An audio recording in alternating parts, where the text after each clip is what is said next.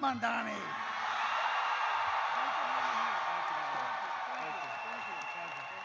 It's a pleasure. Hello, class of 2026. I know that we are at Barclays right now, but you know what I'm going to ask. Can we make some noise for the New York Knicks? That is right. Now let's hear it for our graduates. Do we have Brooklyn in the house? Do we have the BX in the house? Staten Island? Come on, Staten Island. Manhattan? And last but not least, let's give it up for the borough that gets the money. Make some noise for Queens!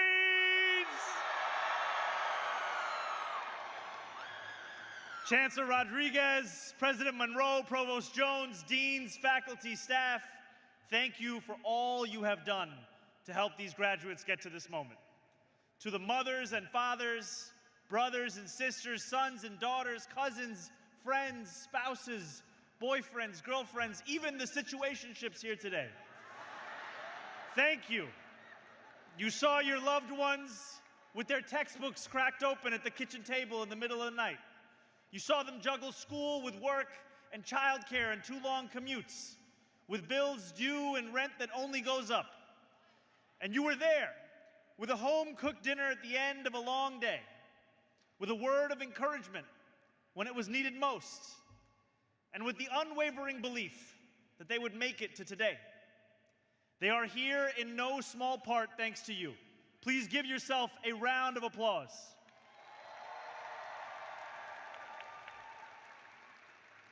Now, for the past few weeks all across the country, commencement speakers like me have stood in borrowed robes at lecterns like this one, struggled with their hats like I am, and delivered hard-won pieces of advice to the class of 2026. Some of these speeches are funnier than others. People quote Thomas Aquinas and Thomas Jefferson and Thomas the Tank Engine. They fix their hat one more time. And if there's one thing these speeches share, it's the guidance they offer to a group of graduates who, at this point, let's be honest, are pretty ready to go home. The wisdom usually plays on a certain theme. Take risks. Dig deeper. Dream bigger. Sometimes the suggestion is a little more practical. Wear sunscreen. Never trust a Scorpio. Don't run for office without first scrubbing the internet of all evidence of your short-lived rap career. Or do. What can I say? Once Mr. Cardamom, always Mr. Cardamom. After dispensing their advice, these well-meaning commencement speakers will explain why it's worth taking. It typically boils down to this: breaking off from the straight and narrow, zigging and zagging, detouring off the beaten path. That's where the fun, the growth, the real life is. A lot of graduates need to hear this, but not the BMCC class of 2026. Real life is not something you need to seek out. Because try telling Amrita Gina to dream bigger. She arrived in New York from Guyana at age 19. She was always a good student, but she postponed college after having her first child. Years later, she decided to pursue her degree, despite the challenges that would deter less determined people. Family, work, long commutes. Today, Amrita is graduating with her degree in accounting with plans to one day open her own firm. Or try telling Vairak home to go the road less traveled. He grew up as an orphan in Cambodia, moving from home to home. His first time on a plane was to come to New York City to attend BMCC. Today, Vairak is graduating with a degree in mathematics. Or try telling Cynthia Kukbezi to dig deeper. She enrolled at BMCC after giving birth to her third child. Monday through Friday, she commuted to the lower tip of Manhattan from the Bronx after changing diapers, making breakfast, and dropping her kids off at school. Her days were packed, but she found a groove, setting her alarm for 3 a.m. to study before her kids woke up. Today, Cynthia graduates with a degree in respiratory therapy. Today's graduating class is made up of more than 2,000 New Yorkers. That is 2,000 people whose paths have zigged and zagged but still led right here to this moment. Together, you represent more than 110 countries and speak 28 languages. More than half of today's graduates are the first in their family to go beyond a high school diploma. And 14% of this graduating class attended school while caring for their children. Every one of today's graduates has a story as full of setbacks and triumphs as the 3 that I've shared. But here's the thing. No matter how many times it would have been easier to quit, to stay home, to say, it's all too much, you still showed up. Each of you made the choice to pursue your education, not because it was expected of you, not because it was the next logical step, but because you expected it of yourself. You already have the drive that commencement speakers spend entire speeches encouraging graduates to go out into the world to find. You wouldn't be here today if you didn't. Each of you walked a road that was anything but traditional. Leaving the beaten path is hard. But if you will allow me to be corny for a second, it also has the best views. And I know a thing or two about a non-traditional path.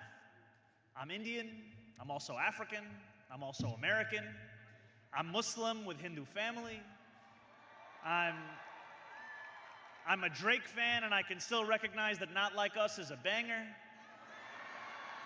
We exist. Representation matters. I ran for mayor when a lot of people told me I shouldn't. They told me I wasn't the right age. I didn't know the right people. I didn't have the right credentials. I didn't know how to wear this hat. You all might know something about that too.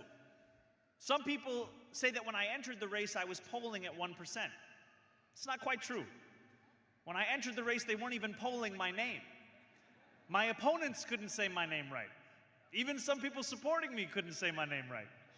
But I did it because, like each of you, I expected something of myself. With the help of many, many New Yorkers who knocked doors in the pouring rain and the scorching heat, we built a campaign on the belief that a dignified life shouldn't be so far out of reach in the city that we love. Today, I have the immense honor of standing before you as your mayor.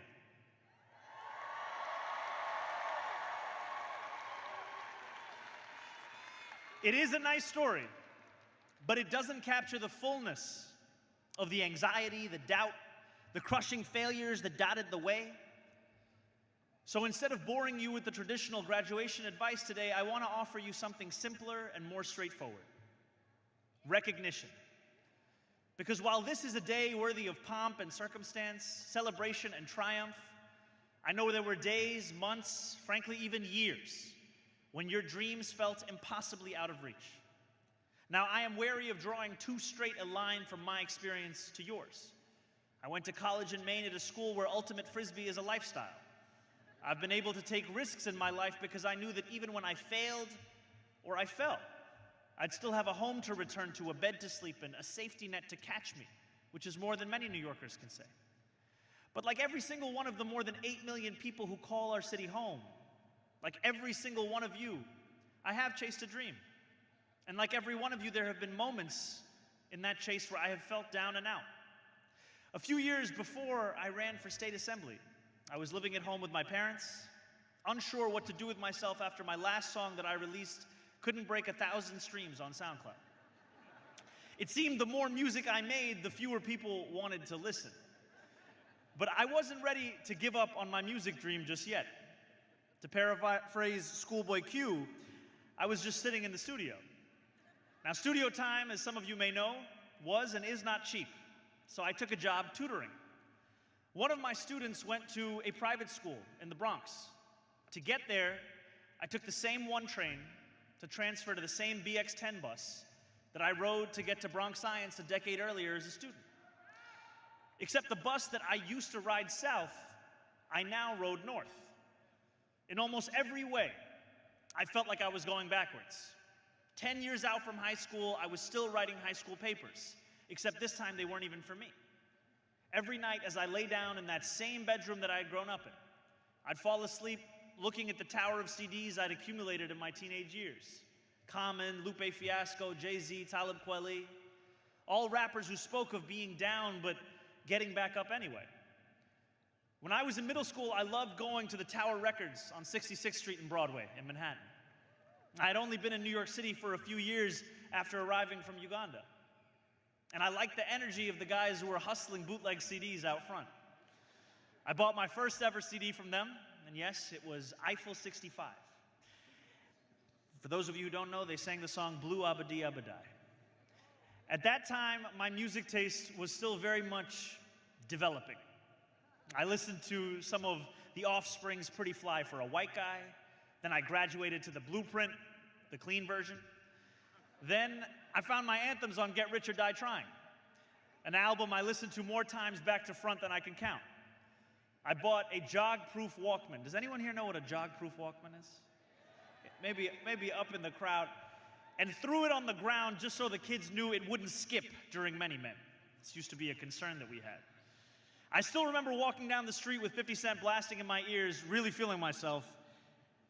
And the lyrics were, and if they hate, then let them hate, and watch the money pile up.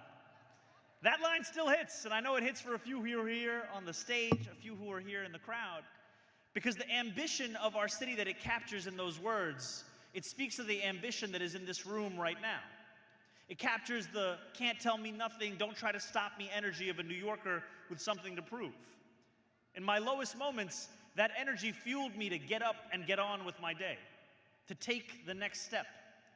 Now, each of you know something about that too, about what it means to be a New Yorker. It's not just the swagger and the triumph and the train crossing the bridge at sunset. It's trying to make rent and afford groceries. It's the days when that same train is running late or caught in the tunnel.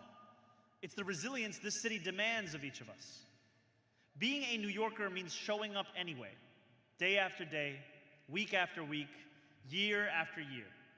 So today, as we celebrate your highs, I want to also give recognition to your lows. This is a room full of people who showed up. And that is not automatic. That is not a given. But that is, to quote a man who hates my tax policies, how the money piles up. That hunger that every single graduate here knows, that drive that lives deep in your belly, to go after your dream even when everything is standing in your way. That is New York City. You are New York City. In a traditional commencement speech, this is the part where I would tell you, welcome to the beginning of the rest of your lives. But I can't do that. You've all been living the rest of your lives for a long time. And it is such an honor to be here before you as the mayor of our city, delivering the first ever commencement speech that I have in my time in that position. So to the Borough of Manhattan Community College class of 2026, what I will say instead is thank you. You are the beating heart of the greatest city in the world.